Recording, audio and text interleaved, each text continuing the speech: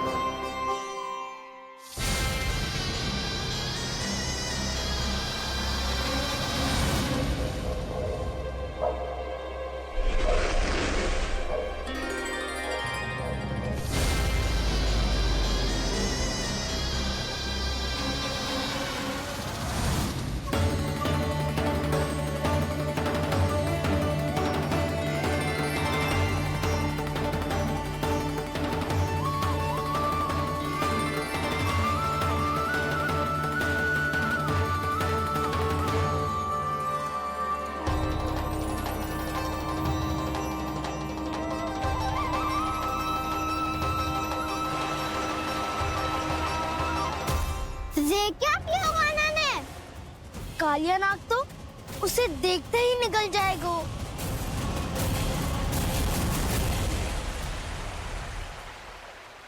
तो आरंभ से अब तक सब कुछ उसकी लीला का ही भाग था।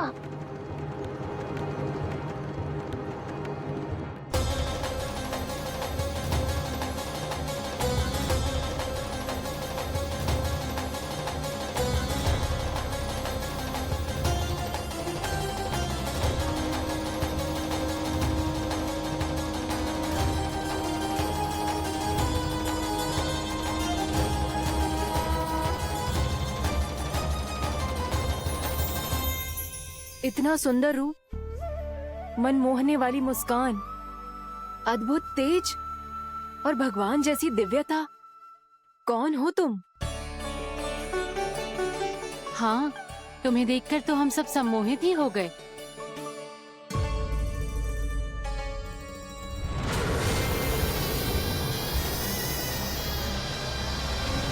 तुम जो भी हो बालक, वापस लौट जाओ।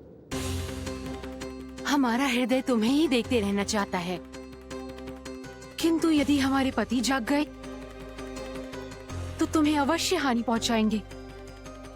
ये बहुत विषैले है बालक, कालकोट जैसे भयानक। इनके विष से तुम नहीं बच सकोगे। नंदराज, कालिया नाग के विष का प्रभाव बढ़ते ही जा रहा है। पहले 8 कोस तक उसके विष का प्रभाव था, अब तो 1 योजन से अधिक क्षेत्र में फैलो है। जल पीने के प्रयास से अनेक पशु मारे गए हैं और नदी के निकट के वृक्ष और वनस्पति सब नष्ट होने लगे।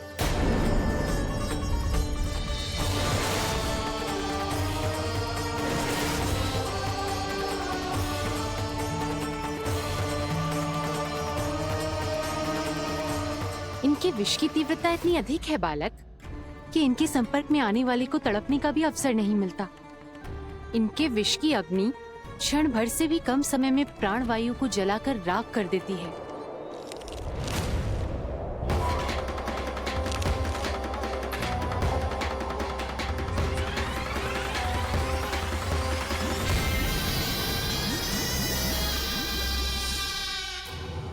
तब तो समस्या और भी गंभीर हो जाएगी। मैंने तो सुनो है कि कालिया नाग कम से कम 2 योजन लंबा है, सैकड़ों फन है उसके।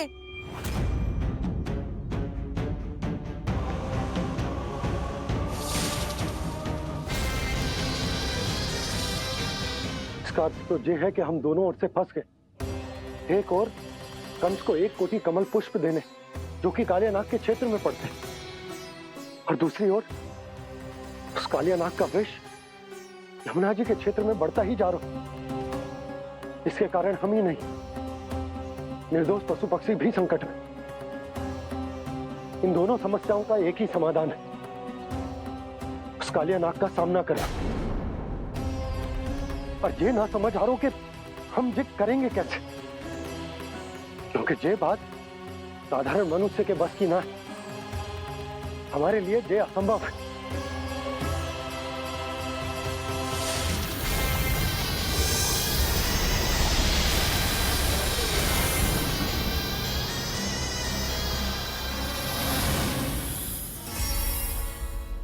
अब तो तुमने अपनी आंखों से भी देख लिया बालक, ये कितने विषैले हैं। नींद में भी विष उगलते हैं। इससे पहले कि तुम्हें कुछ हो जाए, चले जाओ यहाँ से। मान लो हमारी बात। आप सब मुझे जानती भी नहीं और फिर भी मेरी इतनी चिंता कर रही हैं आप।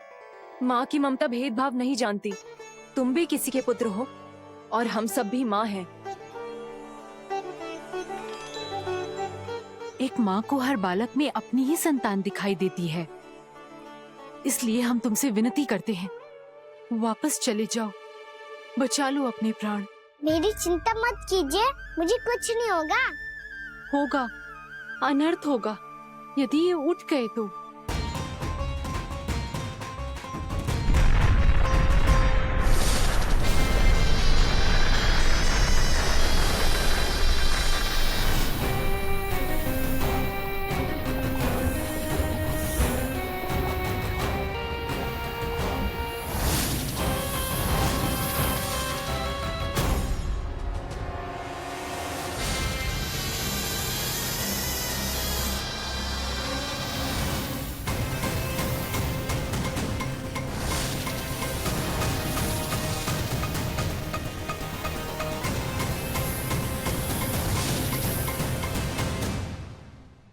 सामने होते हुए भी अपने इश्क को केवल वही देख सकता है जो अपना अभिमान त्याग चुका हो।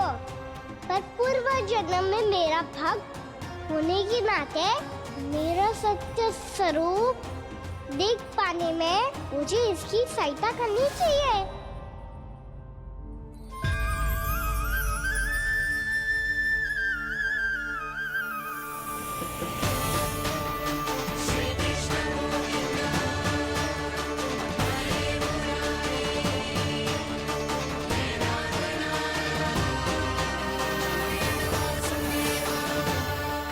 देखो हमारा छोटा सा कान्हा कैसे डट के खड़ा हुआ है।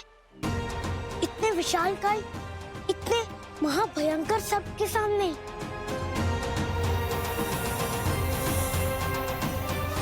ये कोई भगवान नहीं है जो इसके सामने हाथ जोड़ रही हो तुम सब।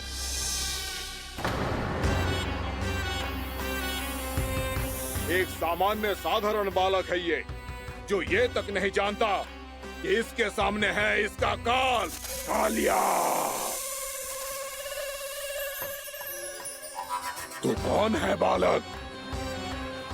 मेरे इतने निकट आकर भी तू जीवित कैसे है? मेरी नहीं, अपनी चिंता करो कालिया। बहुत मनमानी कर ली तुमने। अब बस, मैं तुम्हें रोकना हूँ। अब बस, मैं तुम्हें रोकना हूँ। मैं तुम्हें रोकना हूँ। बित्ते भर का है तू, मेरे विष के बारे में जानता ही क्या है? और कहता है मुझे रोकने आया है। किससे? किससे रोकना चाहता है तू मुझे? मुझे क्रोध दिलाने की भूल मत कर बालक। अपनी फुंकार से ही तेरी इस मुस्कुराहट को अंतिम मुस्कुराहट बना सकता हूँ मैं। शीघ्र बता, कौन है तू और किसने भेजा है तुझे? तुम्हें आवाज भी है कि अपनी पुकारों से तुम कितना विष भूल चुके हो। पवित्र यमुना नदी को कितना दूषित कर दिया तुमने। और यही नहीं, तुम्हारे कारण निकट के जीव जंतुओं, वृक्ष, वनस्पतियों सबको हानि पहुंच रही है। तो क्या? मुझे उससे क्या? मुझे है, मुझे है। आपत्ति है मुझे तुम्हारी इस व्यवहार से, और इसीलिए तुम्हें यहाँ से जाना होगा, यहाँ से जाना होगा।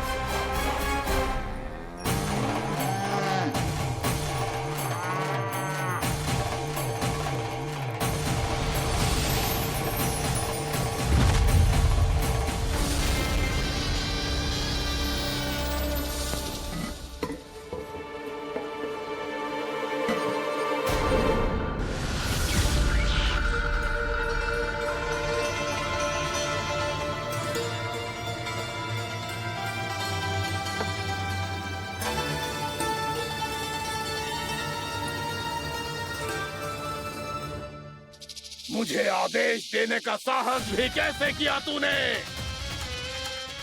इस क्षेत्र को मैंने अपना राज्य बनाया है, मेरा परिवार रहता है यहाँ, और तू मुझे यहाँ से जाने के लिए कह रहा है? हाँ, क्योंकि तुम्हारे यहाँ रहने के कारण अन्य जीवों को हानि हो रही है और मैं ऐसा नहीं होने दे सकता। मैं तो बस वही कर रहा हूँ जो एक सर्प का स्वभाव है। विष फैलाना स्वाभाविक है मेरे लिए, इसलिए मुझे चुनौती मत दे बालक। चुनौती तो मैं दे चुका हूँ कालिया। अब तो बस तुम्हें शिकार करनी है।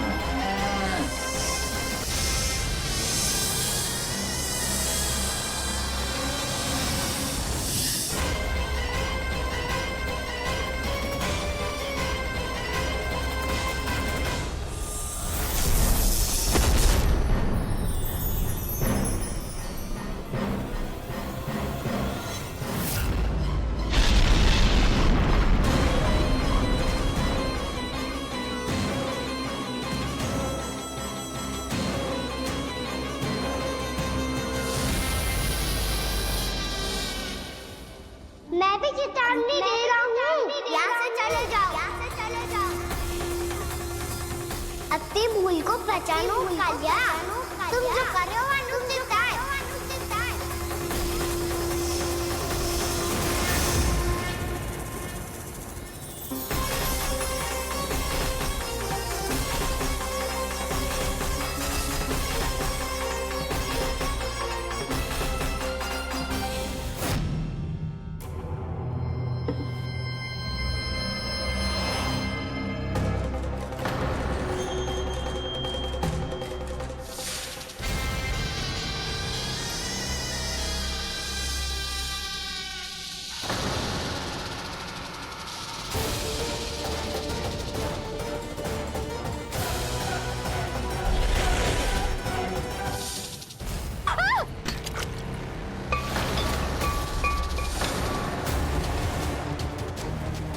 अब मैं आता हूँ।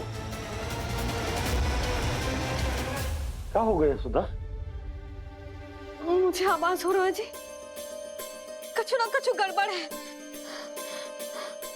यशोदा, जो समस्या हमारे सामने है, हम सभी उसका समाधान खोजने में जुटे। तुम विश्वास करो, मैं कोई ना कोई समाधान अवश्य ढूंढ लूंगा। हम कैसे भी करके वो कमल के पुष्प उस कंस तक पहुंचा देंगे। नाना, समस्या उससे कहीं अधिक है, उससे कहीं अधिक बड़ी, उससे कहीं अधिक भयानक है।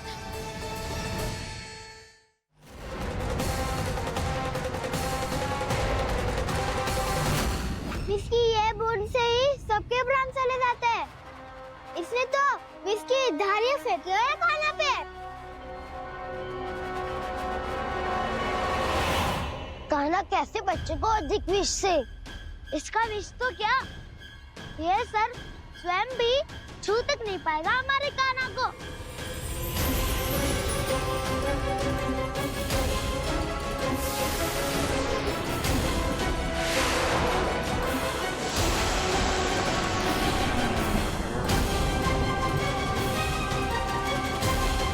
तुम्हारे सखा को, मेरे भाई को कोई हानि नहीं पहुंचा पाएगा। ये कान्हा का सत्य चाहे जो हो बलराम, पर अभी तो जो एक बालक ही है ना। देखो कैसे विष के कारण स्थिर हो गया है।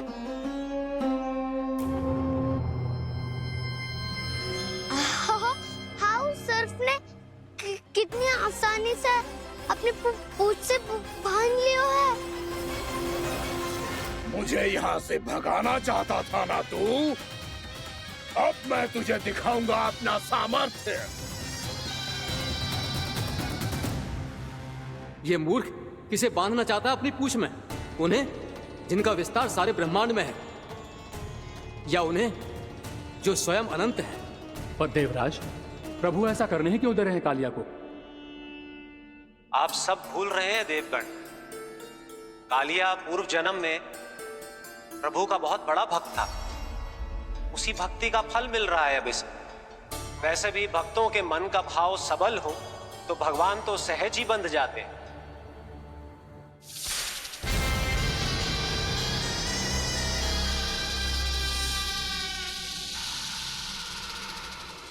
बलराम, तुमने ही तो कही थी कान्हा को कछु ना होगो। देखो उस दुष्ट ने चारों ओर से जकड़ लियो है।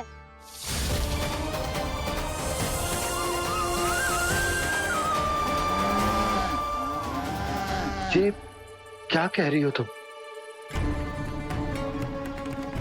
जसोदा जी, क्या हुआ? घबरा क्यों रही हो आप? सुलक्षणा, मुझे आभास हो रहा है कुछ बहुत बड़ी अनहोनी हो गई है। नंदराज, नंदराज, नंदराज!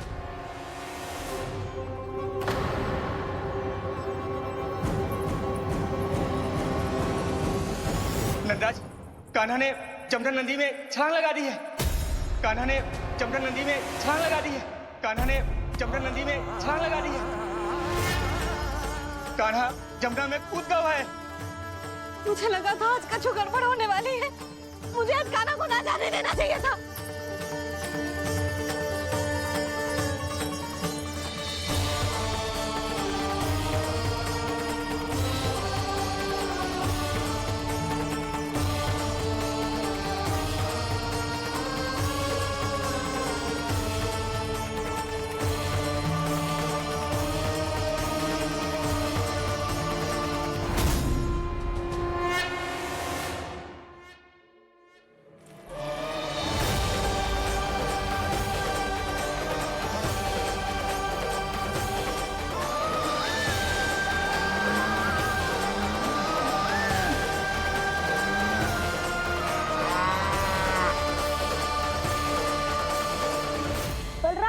कछु करो ना।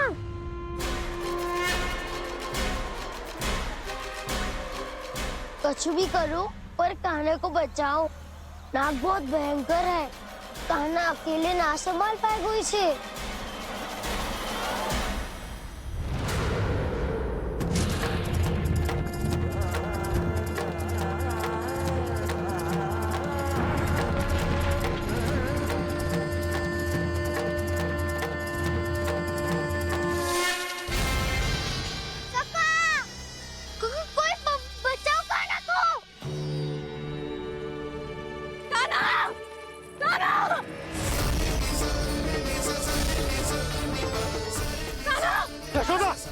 यशोदा रुको। छोड़ दो मुझे, प्लीज छोड़ दो मुझे। जीजी संभालो, बावली हो गई है। जीजी संभालो। कान्हा, कान्हा।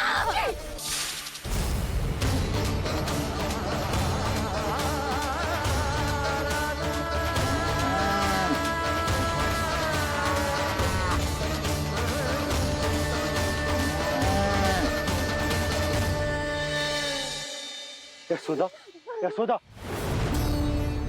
देखो इन गोप गोपियों को, इन गैयाओं को। इन सब के मन में भी तुम्हारी भांति ही ममता भरी हुई। वो सब भी कान्हा से उतना ही प्रेम और स्नेह करती है, उतनी ही ममता से भरी हुई है जितनी कि तुम। तो तुम ही सोचो, जिसके साथ इतनी ममता और इतना स्नेह, इतना प्रेम, उसका कोई क्या कर सकता है? उस काले नाग का विष इस सब आशीर्वादों के सामने कछु न। कछु करो जी। उसे बोलो वो मेरे प्राण में से मेरे कान्हा को छोड़ दे। यशोदा,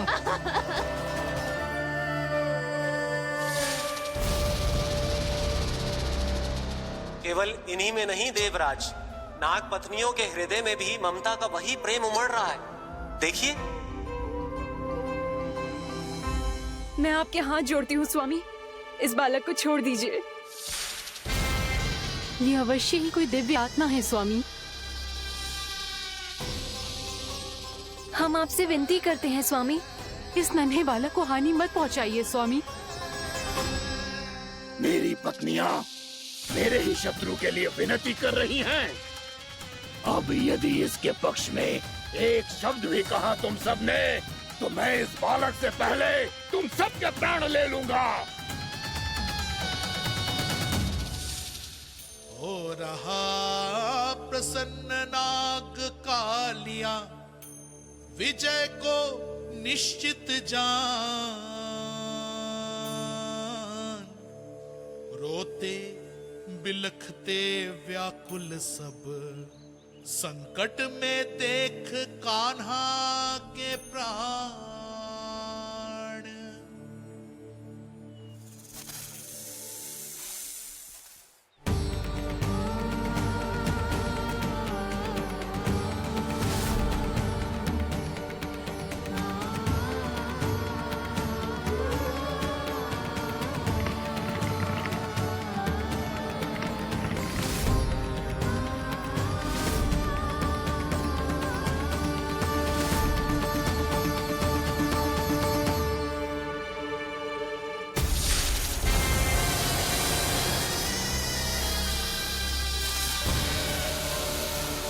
कुछ करो जी, मेरे लल्ला को बचा लो, कोई तो कुछ करो।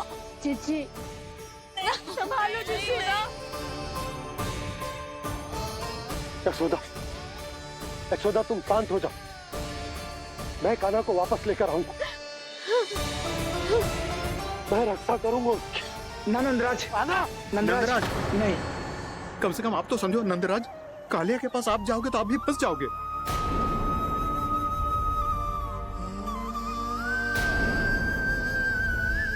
बलराम, तेरा भाई इतनी भीषण संकट में है और तुझे जरा भी दुख ना हो रहा? क्या आप सब अब तक नहीं समझ पाए कि कान्हा सच में कौन है? छोटे बाबा, आप तो उसका सत्य जानते हैं ना?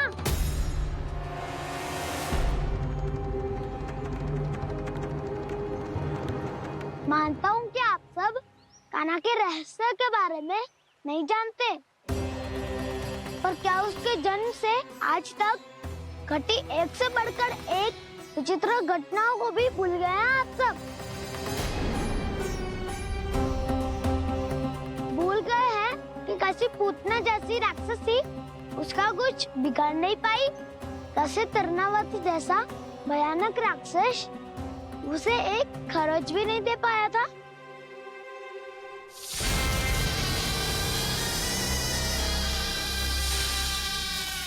आप सबने अपनी आंखों से देखा था ना, बकासुर से कान्हा की रक्षा करने देवता स्वयं आए थे, पर सत्य तो ये है कि वह सभी देवता भी उस असुर के सामने असमर्थ हो गए थे। तब कान्हा ने बहुत ही आसानी से उस भयंकर असुर का वध किया था, एक ही बार में धराशायी कर दिया था उसे। तो आप सभी सोचिए, बार बार ऐसे असाधारण कार्य करने वाला बालक साधारण कैसे हो सकता है? अब तो आरंभ से ही सारा सत्य जानते हैं छोटे बाबा। रहस्य छुपाने में सदैव कान्हा की सहायता करते आए हैं आप, और आज आप स्वयं ही उसके सत्य को भूल रहे हैं। और तुम सब भी तो जानते हो कान्हा की शक्तियों के बारे में, तो क्या तनिक भी विश्वास न आया अपने सखा पे? बलराम, जे तू क्या कह रहा है? मैंने जो कहा उसका एक एक शब्द सत्य है छोटी माँ। यदि प्रभु की इच्छा हुई तभी कुछ ही क्षणों में सब कुछ अपनी आंखों से स्वयं अनुभव कर लेंगे आप।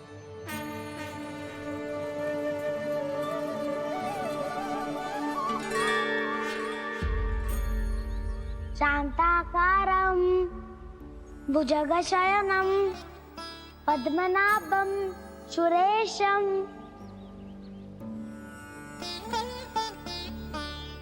विश्वाधारं गगनसदृशं मेघवर्णं शुभांगं लक्ष्मीकान्तं कमल नयनम योगी वीर ध्यान गम्यम वंदे विष्णु भवभयहरम सर्वलोकैकनाथम।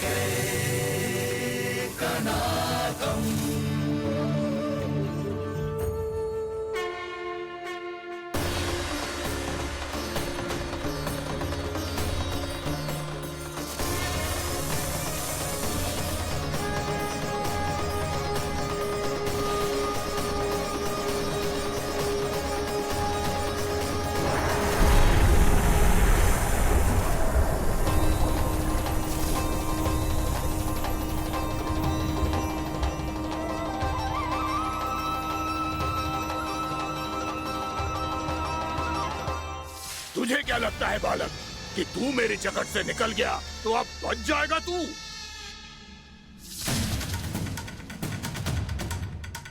मेरे विष से अपनी प्राण रक्षा करने में सफल रहा, मेरी जगत से भी छूट गया, पर मेरे दंश से नहीं बच पाएगा।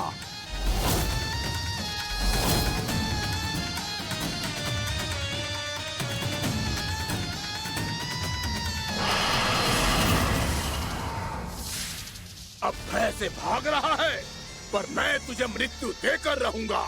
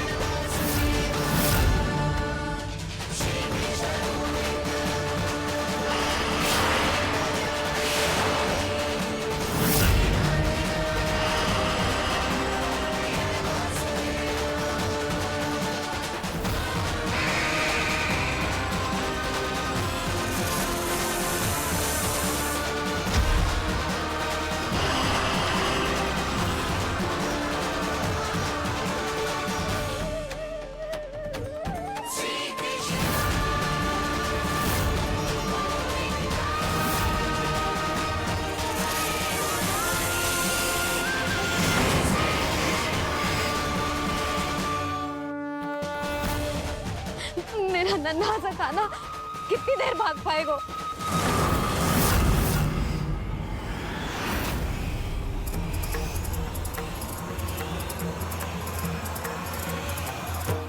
और कितनी प्रतीक्षा करोगे मेरी भक्त कालिया? भक्त नहीं, काल हूँ मैं तेरा। जब अहंकार का मुकुट बुद्धि को ढक लेता है तो भक्त अपने भगवान को भी नहीं पहचान पाता। व्यर्थ की पहेली में मत उलझा बालक, ना मैं भक्त हूँ और ना तू भगवान।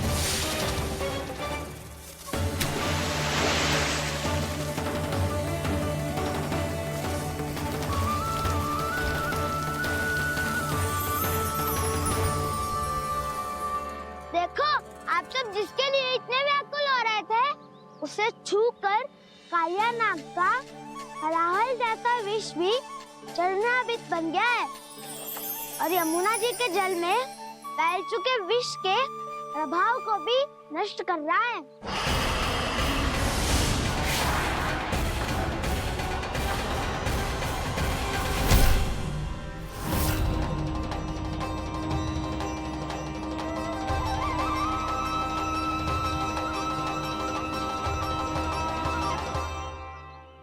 धर्म रक्षक, अधर्म विनाशक प्रभु श्री कृष्ण का कौशल सचमुच अद्वितीय है।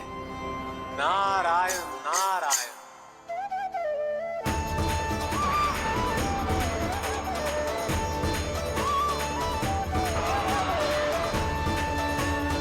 मेरा भार तुम्हारे भीतर के अहंकार का प्रतीक है कालिया।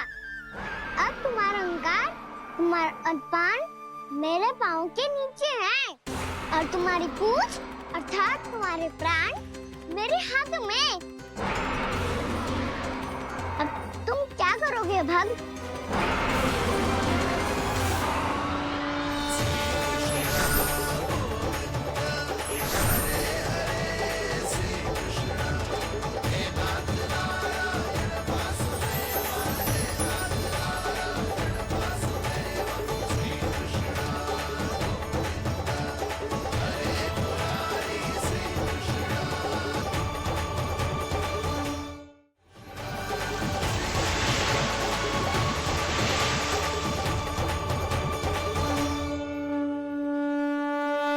प्रभु, भले ये आपको पहचानने में असमर्थ हो, पर हम सब ने आपको पहचान लिया है। हाँ प्रभु, एक भक्त होने के नाते और एक अर्धांगिनी और माँ होने के नाते मैं आपसे इनके प्राणों की भिक्षा मांगती हूँ। अपनी कृपा दिखाइए और इन्हें क्षमा कर दीजिए। आपके लिए मित्र और शत्रु में कोई अंतर नहीं प्रभु। उसी तरह आपकी कृपा और दंड में भी कोई अंतर नहीं। दोनों दया ही तो है, अकारण ही किसी को प्राप्त नहीं होती। हमें विश्वास है कि हमारे पति को मिला ये दंड कोई अभिशाप नहीं है, आपका वरदान है। ये सत्य है प्रभु कि इनसे बहुत से पाप हुए हैं। इनके विष से बहुत सारे जीव जंतु को हानि पहुंची है, पर अब आपके चरण इनके शीश पर पड़ गए हैं। ऐसी कृपा तो बड़े बड़े महान महात्माओं को भी दुर्लभ है, और इन्हें प्राप्त हुआ तो अवश्य ही ये किसी महान पुण्य का ही फल है।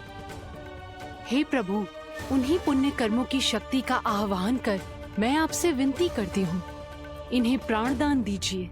मैं अपने इस भक्त को क्षमा अवश्य करूंगी देवियों, यदि ये अपने अहंकार को त्याग कर मुझे पहचान ले तो।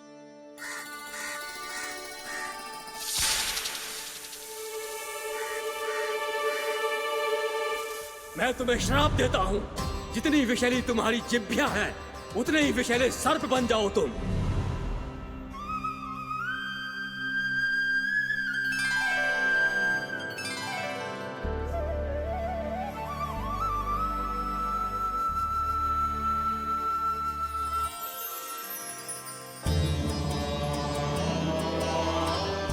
नारायण, मुझे क्षमा कीजिए नारायण। मैं तो आपका परम भक्त था, किंतु मैं आपको पहचान नहीं सका।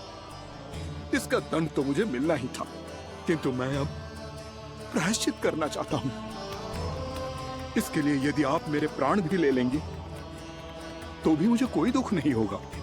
मैं अपना जीवन, मृत्यु और अपना अस्तित्व सब कुछ आपको समर्पित करता हूं।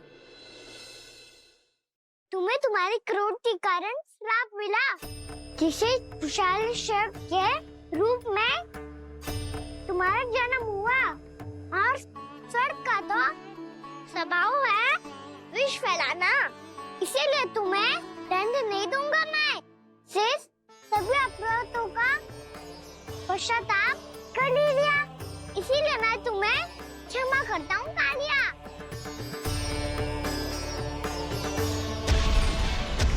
पर तुम्हें यहाँ से दूर समुद्र के बीच जाकर रहना होगा, जहाँ किसी निर्दोष का जीवन तुम्हारे विष से प्रभावित ना हो। मैं चाहकर भी आपकी इस आज्ञा का पालन नहीं कर सकता। मैं असमर्थ हूँ प्रभु, क्योंकि यदि मैं इस क्षेत्र को छोड़कर गया तो मेरी मृत्यु निश्चित है। आपसे क्या छुपा है प्रभु? आप तो जानते हैं कि सर्प जाति और आपके वाहन गरुड़ के बीच अनंत शत्रुता चल रही है, जिसका प्रारंभ नागों के द्वीप नागालय से हुआ था। उस द्वीप पर छोटे जीवों को निगल जाने के लिए सर्प थे और गरुड़ को सर्पों का स्वाद बहुत प्रिय था, इसलिए वो बार बार नागद्वीप जाने लगा था। पर इस कारण पूरी सर्प जाति उससे आतंकित हो गई थी, इसलिए जब भी गरुड़ वहाँ पहुँचता तो सभी सर्प छिपने लगते। जब गरुड़ को इसका आभास हुआ तो उसे बड़ा क्रोध आया और वो उत्तेजना में भरकर सर्पों का शिकार करने लगा।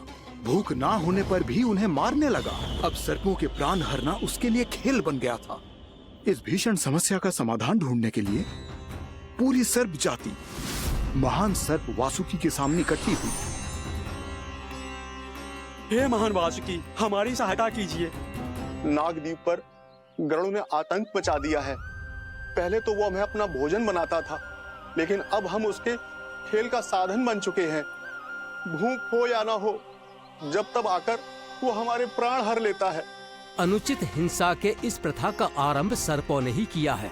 पहले आप सबने पूरे द्वीप पर अधिकार कर लिया, फिर आहार के साथ साथ आनंद के लिए भी आप सभी ने निर्दोष जीवों की हत्या की। और जब सृष्टि का संतुलन बनाए रखने के लिए गरुड़ आपको अपना आहार बनाने आया, तो आप सब अपने प्राणों की रक्षा के लिए छिपने लगे। तो फिर गरुड़ का उत्तेजित होना तो स्वाभाविक ही था। नागनाथ, जो हमने अन्य जीवों के साथ किया वही अब हमारे साथ हो रहा है, परंतु ये भी तो सृष्टि के संतुलन के विरुद्ध ही है ना? अवश्य है, इसलिए मैं गरुड़ से चर्चा करूंगा। धन्यवाद प्रभु।